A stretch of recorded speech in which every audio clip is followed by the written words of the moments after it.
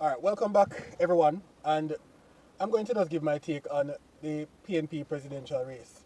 You see, the two characters that are vying for the presidency when Dr. Peter Phillips' time is up, Mark Golding and Lisa Hanna, they reminded me so much of where politics all started in Jamaica and the race between cousins Bustamante and Mr. Manley, the father, reminded me much of this race.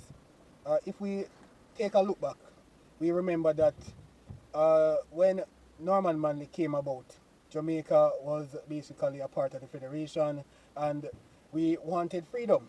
And during those times, there was a lot of turmoil in terms of labor issues. And so the idea that a free Jamaica and a Jamaica for Jamaicans, especially black Jamaicans, was on the ears of the government and in the minds of the people. And so cousins Alexander Bustamante and Norman Manley came to the forefront.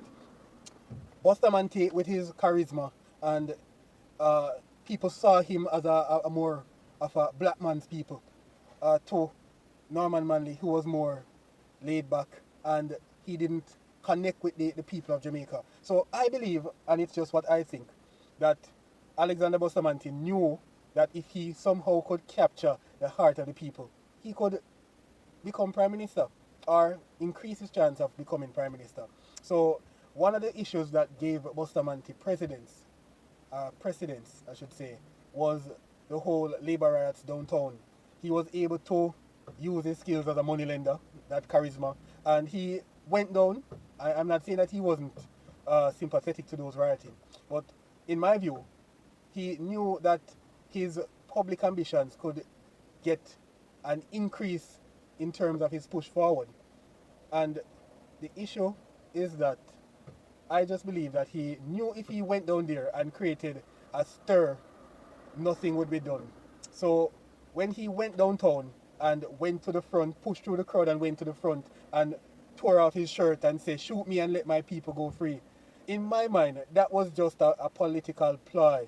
And you see, the thing is, when he did that, the black masses, when they saw that, was like, wow, why this white man standing up for us? And at that moment, persons put Bustamante on a pedestal. And you see, the thing is, he had the charm and all that, just like many of the politicians know. And Jamaicans gravitated to Mr. Bustamante, unlike Mr. Manley, who was very passionate.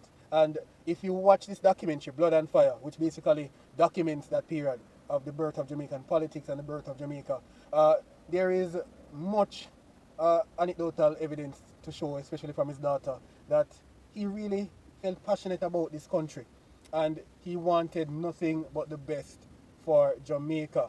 And he was so in love with the people, but the thing is that I didn't think Jamaicans were ready for a man of that uh, mindset. And so when it came to making a decision who should lead the country into independence, uh, I think Jamaica chose wrongly and elected Mr. Bustamante, and that really crushed Mr. Manley.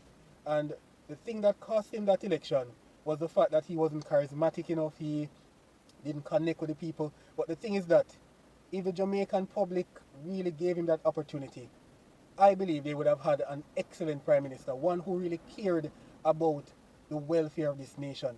And the thing is that I think it was in 1955 he came up with common entrance and he had all these ideas to push Jamaica forward. But all that changed with the emergence of the charismatic Bustamante. And I believe that that loss really left a very heartbroken Manley. And the lack of charisma, I think his son, Michael, took up on that. And the charisma, again, is what Jamaican people love. If you don't have charisma, Jamaican politics is somehow really not for you. The only way I see that you can win without charisma is unless you're in a safe seat and somehow you have the party stalwarts behind you and pushing you and promoting you. But back to the present now, we have Mr. Mark Golding and we have Lisa Hanna. Lisa Hanna is like a Bustamante. She can connect with the people. People love her. And you see, when you look at it, every time you say Lisa Hanna, two things come to mind: beauty and the fact that she represented Jamaica so well. But the thing is that Jamaicans just love aesthetics. She's beautiful. Uh, she connects with the culture. She is vibrant, and she is so charismatic, just like Bustamante. Bustamante was a man of the people, and for those historians or those who knew about the life of Bustamante, even when he became prime minister, he was very popular at the brandy houses. I won't say bars, the brandy houses. So Bustamante was very popular there, and the PNP has that charismatic uh, leader if she wins in Lisa Hanna. And just like Portia, she connected with the people and people could identify with her. On the other hand, we have Mr. Mark Golding, and I believe, and I'm not really a partisan person, but I have watched him grow over the years, and honestly, I believe that Mr. Mark Golding would make a fitting PNP president.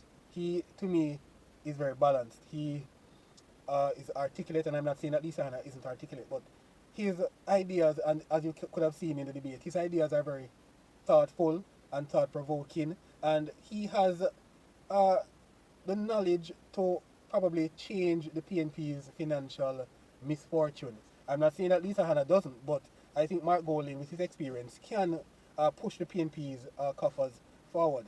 And so you will see in Mr. Mark Golding some attitudes of a Norman Manley. Isn't as charismatic, and so many Jamaicans don't identify with him. And when they see Mark Golding, they're seeing a white man, and when you see Lisa Hanna, you see a youthful, charismatic person that can bring old and young together. While many might see Mark Golding as boring, to me, I believe he is what the PNP really needs. And the vote will come down to two ideologies: popularity on one hand, and on the other, you have balance. So either we go with popularity or balance. And I believe that it's time for Jamaica to start voting not out of popularity. And our general election kind of proved many persons' popularity to be uh, a waste of time. Because if you only look at popularity, you don't get to works. And the thing is that I'm not saying that Lisa Hanna won't work, but from I've been alive, all, if not most of what Jamaica has voted on is who put on the best political show. And there are many times we go to public meetings with these politicians, and all you get is just a dance party atmosphere, and there is no substance. And when persons leave, you ask them, where you get from the meeting? They don't know. The most they can say is that they get a box of ice cream, or they get rum or Pepsi or God knows what. But this race, again, reminds me so much of the race between Alexander Bustamante and, of course, Mr. Norman Manley. Both national heroes, but I just believe, based on the work that was put forward, we chose wrongly then and voted in Mr. Bustamante.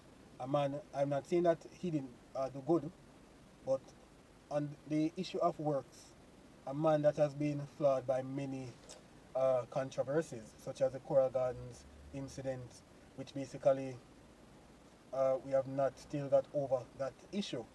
And it was only about 4 years ago that the Jamaica Labour Party actually apologized for that incident, which left several persons dead.